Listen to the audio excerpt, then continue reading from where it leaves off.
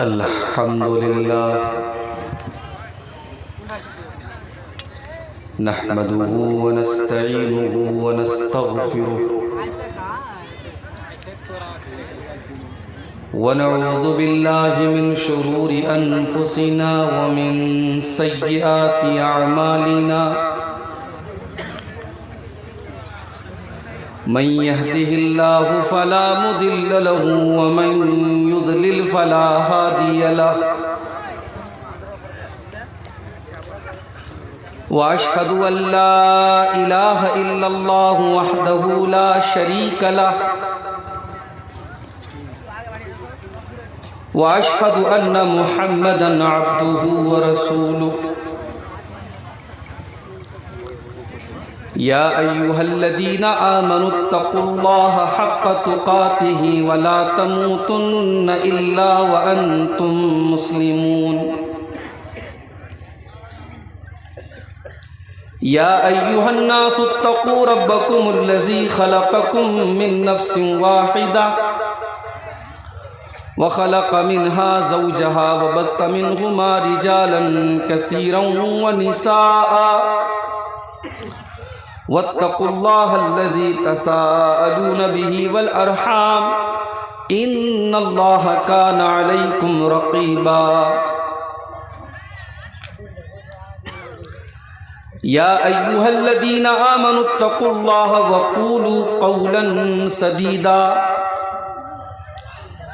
يصلح لكم أعمالكم ويغفر لكم ذنوبكم ومن يطع الله ورسوله فقد فاز فوزا عظيما أما بعد فإن خير الحديث كتاب الله وخير الهدي هدي محمد صلى الله عليه وسلم وشر الأمور محدثاتها وكل محدثة بدعة وكل بدعة ضلالة وكل ضلالة في النار أعوذ بالله من الشيطان الرجيم بسم الله الرحمن الرحيم قل هل ننبئكم بالأخسرين أعمالا الذين ضل سعيهم في الحياة الدنيا وهم يحسبون أنهم يحسنون صنعا أولئك الذين كفروا بآيات ربهم ولقائه فحبطت أعمالهم فلا نقيم لهم يوم القيامة وزنا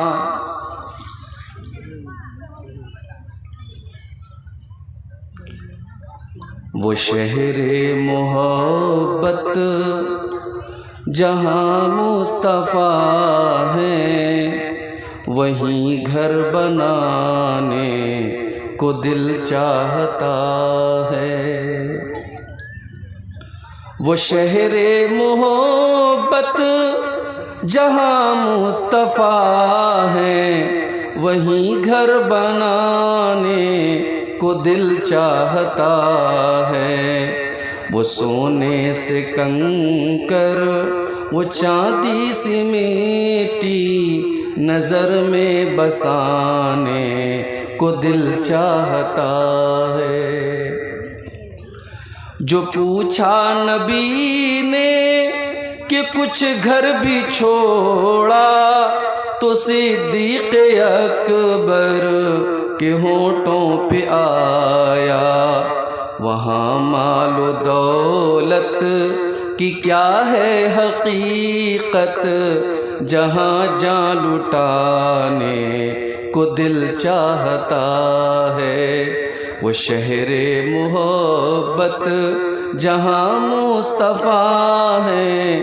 وہیں گھر بنانے کو دل چاہتا ہے جہاد محبت کی آواز گونجی کہا حنظلہ نے یہ دلہن سے اپنی اجازت اگر دو تو جام شہادت لبوں سے لگانے کو دل چاہتا ہے، وہ شہر محبت جہاں مصطفیٰ ہے، وہیں گھر بنانے کو دل چاہتا ہے۔ ستاروں سے یہ چاند کہتا ہے ہر دم، تمہیں کیا بتاؤں وہ ٹکڑوں کا عالم، اشارے میں آقا کہ اتنا مزہ تھا کہ پھر ٹوٹ جانے کو دل چاہتا ہے، وہ شہر محبت جہاں مصطفیٰ ہے، وہیں گھر بنانے کو دل چاہتا ہے۔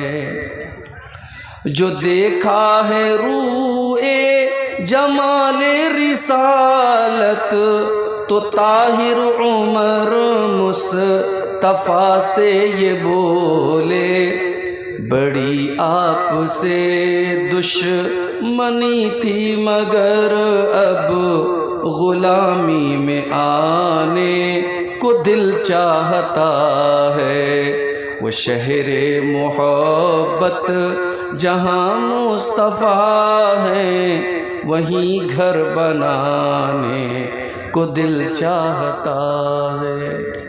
اللہم صلی وسلم وبارک علیہ۔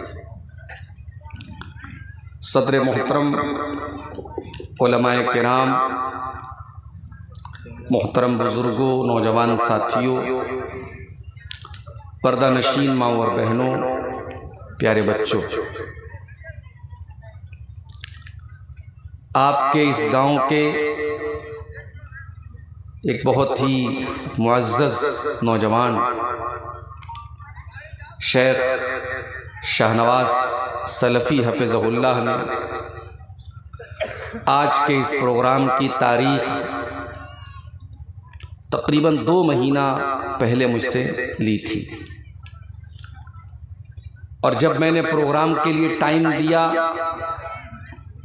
تب میرے سامنے کوئی مشکل، کوئی پرابلم نہیں تھی، اور میں نے سوچا تھا کہ آرام سے جاؤں گا، تقریر کروں گا، پروگرام کروں گا اور بنارس واپس چلا جاؤں گا۔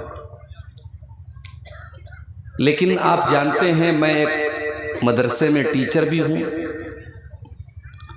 اور میری جو نوکری ہے وہ اتر پردیش گورنمنٹ کے انڈر میں آتی ہے، اور اس نوکری میں رہ کر کے ظاہر ہے پروگرام کرنا اور سفر کرنا ایک لمٹ میں ہی پاسبل ہے۔ مجھے بڑی سختی سے منع کیا گیا کہ ابھی آپ کو کوئی چھٹی نہیں ملے گی، کوئی سفر آپ نہیں کر سکتے۔ میں نے شاہنواز بھائی کو میسج کیا کہ بھائی دیکھیے، مجھے معلوم ہے آپ کے ہاں پروگرام میں، اشتہار میں میرا نام بھی آ چکا ہے، آپ کے ہاں پردھان وقتہ کے طور پر، مین مقرر کے طور پر میرا نام ہے، لیکن میرے سامنے ایسا مسئلہ ہے، مجبوری ہے، اور میری نوکری کا معاملہ ہے، آپ کسی اور کا انتظام کر لیجیے۔ شاہنواز بھائی نے کہا نہیں شیخ، آپ کو آنا پڑے گا، آپ کے نام پہ لوگ آ رہے ہیں، آپ نہیں آئیں گے ہمارے سامنے مسئلہ پیدا ہو جائے۔ آخر میں نے یہ طے کیا، کوئی راستہ جب نظر نہیں آیا تو میں نے یہ طے کیا کہ کم سے کم میں آؤں گا اور جمعہ پڑھاؤں گا، اور جمعہ کے خطبے میں وضاحت کر دوں گا کہ میرے سامنے ایسا مسئلہ ہے، اور اس کے بعد میں ٹرین پکڑ کر کے بنارس چلا جاؤں گا، تاکہ جلسے کے منتظمین کے اوپر یہ ٹھپا نہ لگے کہ انہوں نے عبدالغفار سلفی سے بات نہیں کی تھی، دھوکہ دیا تھا، فراڈ کیا تھا، کم سے کم یہ داغ اور دھبا ان کے اوپر نہ لگے۔ میں نے سوچا تھا اتنی میں وضاحت کر دوں گا تو مسئلہ حل ہو جائے گا، لیکن جمعہ کی نماز کے بعد آپ کے گاؤں کے بہت سارے نوجوان، بوڑھے اور بزرگ سب اکٹھا ہو گئے، اور سب کی زبان پر بس ایک ہی معاملہ ہے کہ نہیں شیخ آپ کو تقریر کرنا ہے۔ ہم گاؤں والے ہم چپ ہو جائیں گے، جو آس پاس سے جو لوگ آ رہے ہیں ان کو ہم کیا جواب دیں گے؟ کوئی دماغ نہیں کام کر رہا ہے، صبح ہمیں کلاس بھی کرنا ہے، اور یہاں سے بنارس بہت دور ہے، 1000 کلومیٹر کے قریب ہے، راستہ بہت اچھا نہیں ہے اور کوہرے کا ٹائم بھی شروع ہو چکا ہے۔ پھر یہ طے ہوا کہ چلو بھائی رات میں 9 بجے ہم یہاں سے تقریر کر کے نکل جائیں گے، 4 ویلر تیار رہے گی، ہم پٹنہ چلے جائیں گے، پٹنہ سے ہم ٹرین پکڑ کر کے بنارس چلے جائیں گے۔ مگر پٹنہ بھی کافی دور ہے یہاں سے، تقریباً 700 کلومیٹر ہے، رات کا سفر۔ اور ابھی آپ کو شاید معلوم ہوگا میرے ساتھ تقریباً 3-4 مہینہ پہلے اسی رات کے سفر میں بہت خطرناک حادثہ ہوا تھا۔ جن بھائیوں نے کار کی تصویر دیکھی ہوگی وہ جانتے ہیں، بس اللہ تعالیٰ نے حفاظت کی تھی، ورنہ حادثہ تو اتنا خطرناک تھا کہ کار کی شکل دیکھنے کے بعد کوئی یہ یقین کرنے کو تیار ہی نہیں تھا کہ اس کار میں کوئی زندہ بچا ہوگا۔ اللہ تعالیٰ نے بس سمجھیے بہت بڑا کرم کیا اور ایک نئی زندگی دی۔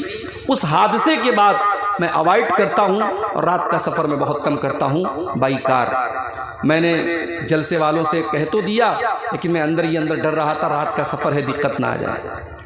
اس کے بعد بہرحال بہت منت سماجت ہوتی رہی، میرے مدرسے کے مینجمنٹ سے بات ہوئی، پرنسپل صاحب سے بات ہوئی، اور آخر میں یہ طے ہوا کہ چلو ٹھیک ہے، میں کل باگڈوگرا چلا جاؤں گا، فلائٹ سے بنارس چلا جاؤں گا اور آپ کے یہاں پروگرام میں میں حاضر رہوں گا، اور آپ جب چاہے تب مجھے ٹائم دیں گے، اور اس وعدے کے مطابق میں آپ کے سامنے حاضر ہوں۔ اس وقت رات کے تقریباً 12 سوا 12 ہونے والے ہیں، میں آپ کے سامنے حاضر ہوں۔ اور ہمارے وہ بھائی جنہوں نے ان جلسے کے منتظمین کو یہاں تک دھمکی دی تھی کہ اگر شیخ تقریر نہیں کریں گے تو ہم پنڈال توڑ دیں گے، میں بڑے محبت سے اور بڑے پیار سے اور بڑے پریم سے ان سے ایک گزارش کرنا چاہتا ہوں۔ آپ جانتے ہیں یہ جلسہ چندے کا جلسہ ہے، اصل مقصد جلسے کا چندہ کرنا ہے، اور چندہ جتنا ہونا چاہیے اس حساب سے چندہ کم ہو رہا ہے، یہ منتظمین بھی کہہ رہے ہیں، اور جو بنگلہ وقتہ ابھی تقریر کر کے گئے انہوں نے بھی بتایا کہ چندہ جیسا ہونا چاہیے ویسا نہیں ہو رہا ہے۔ تو ہمارے وہ بھائی جو اتنے جوشیلے تھے، ٹینٹ توڑنے کی بات کر رہے تھے، اس کا مطلب مجھ سے بہت محبت کرتے تھے بھائی، کہ عبدالغفار صاحب نہیں آئیں کہ ہم ٹینٹ توڑ دیں گے۔ تو آئیے آپ تھوڑا اپنی محبت کا ثبوت دیجئے بھائی، اور آپ اس چندے کی کمی کو پورا کیجئے۔ یہ چندے کا جلسہ ہے، میں تقریر کتنی بھی کروں لیکن جلسہ جس مقصد کے لیے پورا ہونا چاہیے، اگر وہ مقصد پورا نہیں ہوا تو جلسہ بیکار ہے۔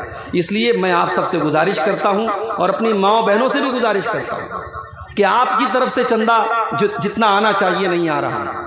سونے کے زیورات بھی آتے ہیں جلسوں میں، چندے میں، اور عورتیں اپنے ناک کی نتھیا اور کان کی بالیاں اور گلے کا ہار بھی اتار کے دے دیتی ہیں۔ ابھی تک اس طریقے کا چندہ نہیں آیا ہے۔ ماں بہنوں سے گزارش کرنا چاہوں گا، یہ اللہ کے راہ میں آپ دے رہے ہیں، یہ دان اور یہ چندہ آپ کی آخرت بنانے کے لیے اور آپ کی جنت بنانے کے لیے دیا جا رہا ہے۔ آئیے اور اس نیکی کے کام میں حصہ لیجئے۔ جتنی دیر میری تقریر ہو رہی ہے، جس کی جو مرضی ہے وہ لائے میرے ہاتھ پہ دیتا چلا جائے۔ میں آخر میں ان تمام دان دینے والے اور چندہ دینے والوں کے حق میں دعا کروں گا، جن لوگوں نے اب تک چندہ دیا ہے اور جو دیں گے، اللہ سب کے چندے کو قبول فرمائے، اور جس ادارے کے لیے آج کا یہ پروگرام ہو رہا ہے اللہ اس ادارے کو دن دونی رات چوگنی ترقی عطا فرمائے، آمین۔ میرے بھائیوں، آج جمعہ کا دن ہے۔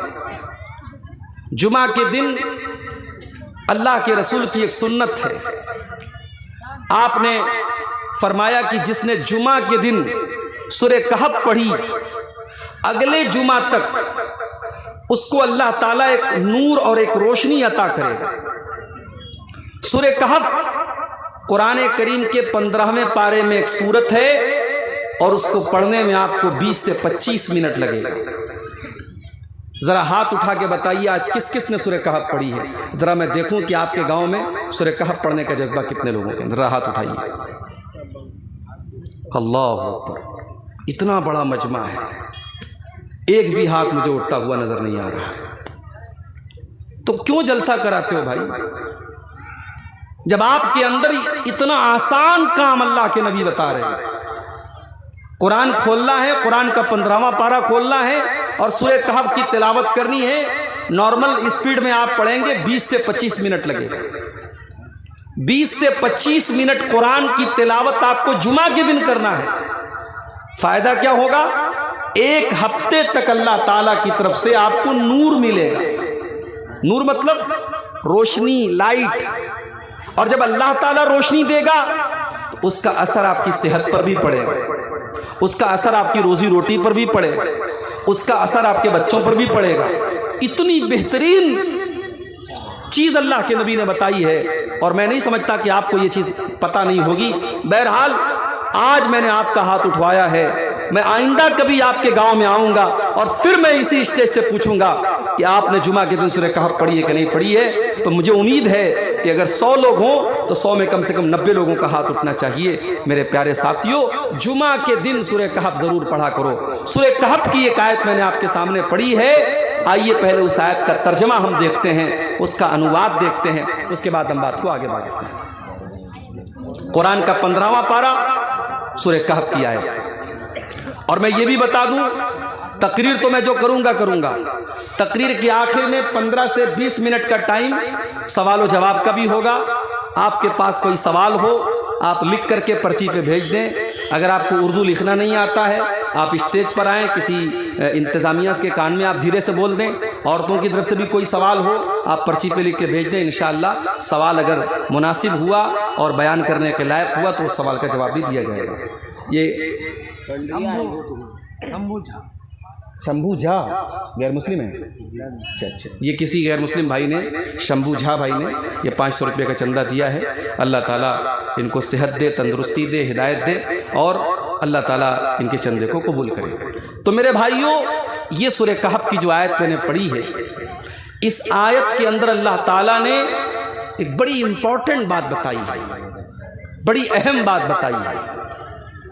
آپ نے بوجھتے پارے نہ بوجھتے پارے، ہم اردو بول بو، بنگلہ نہ بول بو، مگر آپ کو سمجھنا پڑے گا۔ جہاں سمجھ میں نہ آئے آپ تھوڑا اشارہ کر دیجئے، میں اس کو تھوڑا اور ایکسپلین کر دوں گا انشاءاللہ۔ خوب سمجھتے ہیں الحمدللہ۔ سنتے ہیں عورتیں نہیں سمجھتی ہیں، ہے نا، عورتیں تھوڑا کم سمجھتی ہیں اردو۔ چلیے آپ لوگ سمجھ کے اپنی گھر والی کو سمجھا دیجیے گا۔ تو اللہ تعالیٰ نے اس آیت کے اندر بڑی اہم بات بتائی ہے۔ کیا بتائی ہے؟ آئیے ترجمہ دیکھتے ہیں۔ قُلْ هَلْ نُنَبِّئُكُمْ بِالْأَخْسَرِينَ أَعْمَالًا۔ قرآن کریم کے اندر جہاں پر بھی قل کہا جائے، قل کا مطلب ہوتا ہے کہہ دو، اور جب قل کہا جائے تو مطلب یہ ہوتا ہے کہ اللہ تعالیٰ اپنے نبی کے ذریعے کوئی بات کہلوا رہا ہے۔ قُلْ هَلْ نُنَبِّئُكُمْ بِالْأَخْسَرِينَ أَعْمَالًا۔ اے نبی آپ اعلان کر دیجئے، آپ بتا دیجئے، آپ کہہ دیجئے، کیا میں تم کو ان لوگوں کے بارے میں نہ بتا دوں جو عمل کے اعتبار سے بڑے خسارہ اٹھانے والے، نقصان اٹھانے والے ہیں۔ سب سے زیادہ عمل کے اعتبار سے، سب سے زیادہ عمل کے حساب سے خسارے میں کون لوگ ہیں، گھاٹے میں کون لوگ ہیں، نقصان میں کون لوگ ہیں؟ الذین ضل سعیہم فی الحیات الدنیا وہم یحسبون انہم یحسنون صنعا۔ سب سے زیادہ گھاٹے میں وہ لوگ ہوں گے جو دنیا میں نیک عمل کر کے آئے ہوں گے، نماز پڑھ کے آئے ہوں گے، روزہ رکھ کے آئے ہوں گے، زکوٰۃ دے کر کے آئے ہوں گے، حج کر کے آئے ہوں گے، بہت سارے نیکی کے کام کر کے آئے ہوں گے، اور یہ سمجھ رہے ہوں گے کہ ہم بہت نیکی کا کام کر رہے ہیں، مگر ان کی نیکی اللہ تعالیٰ کے یہاں شمار نہیں کی جائے گی، ان کی نیکی اللہ تعالیٰ کے یہاں برباد کر دی جائے گی، ان کی نیکی اللہ تعالیٰ کے یہاں ان کے اکاؤنٹ میں گنی نہیں جائے گی۔ میرے پیارے ساتھیوں، آپ گاؤں دیہات میں رہتے ہیں، کسان لوگ ہیں، دھان کی کھیتی آپ کرتے ہیں، مکئی کی کھیتی آپ کرتے ہیں۔ میں تو شہر میں رہتا ہوں، میں کھیتی کی باریکیوں کو نہیں جانتا ہوں، مگر آپ بہت اچھی طریقے سے جانتے ہیں۔ ایک کسان جو کھیت میں محنت کرتا ہے اور زمین کو پہلے تیار کرتا ہے، جوتائی کرتا ہے، اس کے بعد جہاں جس موسم میں جتنا بیج ڈالنا ہے وہ بیج ڈالتا ہے، اس کے بعد جب پیداوار کے تیار ہونے کا ٹائم آتا ہے وہ اپنی پیداوار کو، اپنی فصل کو کاٹتا ہے۔ یہی کھیتی کا پروسیس ہے، یہی طریقہ ہے۔ لیکن میرے پیارے ساتھیوں، ذرا سوچو وہ کسان کتنا بڑا بد نصیب ہوگا، وہ کتنا بڑا بدقسمت کسان ہوگا جو کھیتی بھی کرتا ہے، جو محنت بھی کرتا ہے، جو اپنے کھیتوں کو تیار بھی کرتا ہے۔ ساری محنت کرنے کے بعد جب فصل کے کاٹنے کا ٹائم آتا ہے، جب پیداوار کے کاٹنے کا ٹائم آتا ہے، اس کی پوری کھیتی برباد ہو جاتی ہے، اس کسان کے دل سے پوچھو اس کو کتنی تکلیف پہنچتی ہے۔ جس نے محنت نہیں کی، جس نے کام ہی نہیں کیا، اس کو کوئی پھل نہیں ملا، اس میں کوئی حیرت کی بات نہیں ہے۔ جس نے محنت کی، جس نے کام کیا، اس کو پھل نہیں مل رہا ہے، سوچو میرے بھائی اس کے دل پہ کیا گزرے۔